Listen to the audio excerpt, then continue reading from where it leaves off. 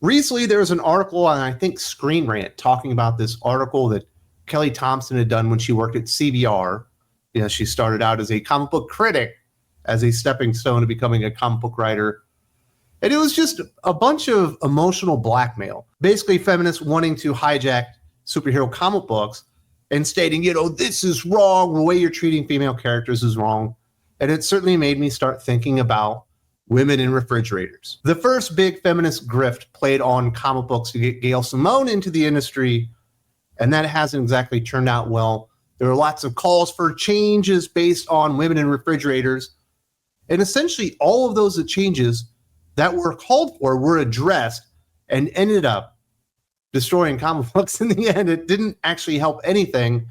It just managed to drive a lot of people away, and I thought this was a very interesting topic to tackle here right on the channel, talking about how cries of misogyny are really just a backdoor to throw feminism into comic books, and the results have been catastrophic. Let's start with the women in refrigerators trope. Gail Simone kicked this off back in 1999, saying female characters get killed or messed up just to motivate male heroes. And her big example, of course, was Green Lantern 54, where Alex DeWitt gets offed and stuffed in a fridge. Sounds bad, but here's the reality check.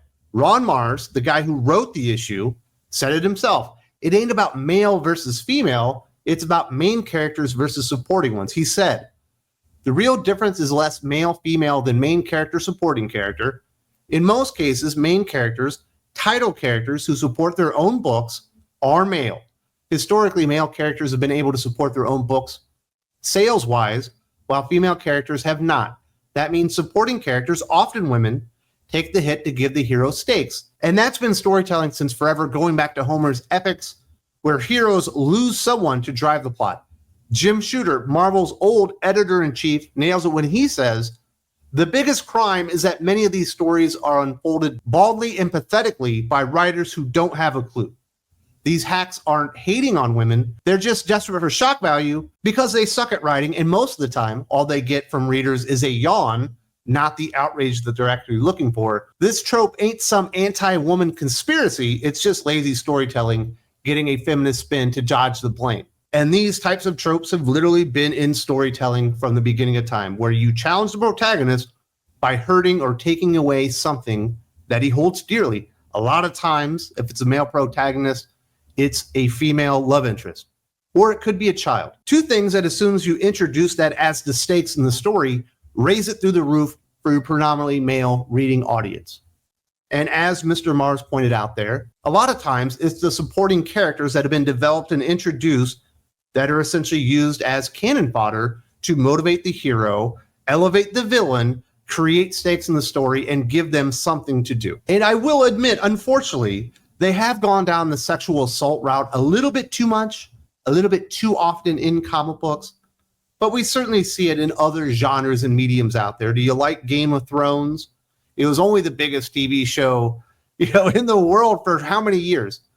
All the characters in there were being sexually exploited, sexually assaulted, raped, murdered. All those types of tropes were playing throughout Game of Thrones, and it was wildly successful because it's easily understandable. And if you're looking for a hook, something to raise the stakes, that is probably the easiest go-to. And as Jim Shooter said, the former editor-in-chief of Marvel Comics, perhaps the greatest editor-in-chief in comic book history, a lot of times these writers just aren't very good, so they try to do it, and they do it ham-fistedly. They don't really know nuance. They go over the top, they push the line, and it becomes essentially grotesque. There's no doubt that they have pushed the line and gone over the line, but also whenever that happens, there is a lot of pushback from readers. Avengers 200 would be a great example of that. Nobody likes that story. It's weird, it's sexual, it's creepy, and it's over the line. But readers didn't like that either. And of course, recently we have had a bit of a controversy in the Star Wars world, where we had the first sexual assault happening in Andor. And I'll tell it like I said to my good friend Aaron Sparrow. I can see if you had an army like the Empire does in Star Wars, as they go throughout the galaxy and they take over planets and they subjugate them, there probably is a lot of sexual assault going on. That stuff happens during wartime. But do we need to actually see it within the show itself? Do we need to really see a lot of sexual assault in comic books? I would say no, probably not. Considering most of these characters and stories, at least at one point, were intended for children. But now, of course, they really are more intended for adults. But this isn't a misogyny problem. It's just storytelling 101. It's basic storytelling, creating stakes, motivating characters. And it's literally been done from the beginning of storytelling in all of time, and it's still being done today. It's not a comic book problem. That is storytelling. It's a basic trope that everybody, no matter how good or bad they are, absolutely uses. And this stupid women in refrigerators trope thesis that Gail Simone put out there, not only did it get her a place in the industry, in a payday, but it also had some other dire effects. Comics Beat and their buddies used Simone's trope to push a total scam on the industry, trying to get more female readers at the expense of DC and Marvel's actual audience. They latched onto a fake Facebook survey from 2011 and claimed 46% of potential comic buyers were women. But all that really showed was women were more likely to fangirl over Iron Man because of the MCU, not because they actually want to buy comic books. The Comics Beat ran with it anyway, teaming up with Janelle Asselin to demand 4 big changes: better marketing to women, more inclusive content, better distribution, and changing how people see comic books. DC and Marvel bought into this garbage, thinking they can get a 50-50 male-female split in superhero comics. Spoiler alert, that's never going to happen, because most women just ain't into capes and tights. So for years, these companies chased this pipe dream, pumping out inclusive stories and marketing that nobody asked for, and guess what? The industry's falling apart, sales are tanking, and they still ain't got that female audience that they wanted. All they did was piss off the core fans who feel like comics got hijacked for a feminist agenda that don't even work, leaving comic books with a lost decade of garbage stories. And that is basically the story of how this all unfolded. We got the women in refrigerators, emotional manipulation. You don't value female characters, therefore you don't value women, therefore you are a misogynist. You need to change your ways because times are changing and these things are no longer appropriate. Oh, and by the way, there's a poll on Facebook that says 50% of potential comic book buyers are women. Therefore, you must start creating all of your stories for women. And DC and Marvel bought into this because they were emotionally manipulated, and a lot of people were. You can see the responses to Gail Simone's article when she has the list of all the female heroes or characters that were exploited or treated roughly within comic books. We're like, oh my goodness, when you see the list, it's so traumatizing. As if you created a list of all the male heroes and side characters and villains that had been treated very poorly and assaulted and murdered and tortured and had all kinds of other things done to them, the list wouldn't be twice as long. It absolutely would be. But when people looked at it, they were aghast. Even Mark Miller himself, a man that is notoriously difficult to emotionally manipulate and get to do what you want, was taken aback by the list and was like, oh my, yeah, this looks terrible. Therefore, let's change everything about what we're doing with comic books. Let's defang all the villains. They can't do bad things. They can't do evil things anymore. Let's just have everybody drinking coffee and talking at Starbucks. And that is basically what has happened since they've decided to court this female audience that doesn't particularly enjoy superhero comic books. They love superhero movies, especially when they go with their boyfriends, but they're not really into superhero comic books. And the females that are into superhero comic books like superhero comic books because they like superheroes. They like villains. They like evil deeds and having the good guy overcome them and exacting justice, which is what superhero comic books are all about. Of course, Gail Simone is not the only person. I did have an entry into this that made me start thinking about it again, and that was Kelly Thompson in her time at CBR. In 2012, she started whining about the Amazons in DC's 2007 Amazons attack, saying they got stripped of everything that might be good and honorable so that we may see the broadest, most hateful stereotypes of them presented, like powerful women have to be monsters. That's a neat little theory, but it all falls apart when you look at the comic book history. Every group gets the villain treatment when the story calls for it. Take Superman in Injustice, Gods Among Us. He goes full-on dictator, ruling Earth after Lois Lane dies. Or the X-Men, when they get hunted as freaky mutants, even though they're the heroes. Even Batman gets painted as a rogue nutcase in The Dark Knight Returns, but when the Amazons go bad, suddenly it's misogyny. Give me a break. That's a double standard that says female characters can't be treated like men, or the writer's a woman hater. Thompson's just slapping a feminist label on a story that sucked because it was poorly written, not because it hates women. This kind of selective outrage means female characters got to be handled with kids' gloves.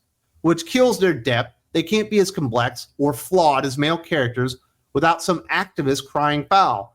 That's not equality. That's just bad storytelling dressed up as a cause, and it's pushing away fans who just want quality comics, not ideology. And there are so many male heroes, male characters, prominent characters at DC and Marvel that get portrayed for long periods of time in very negative lights. Just think about all the horrors that the Hulk has gone through.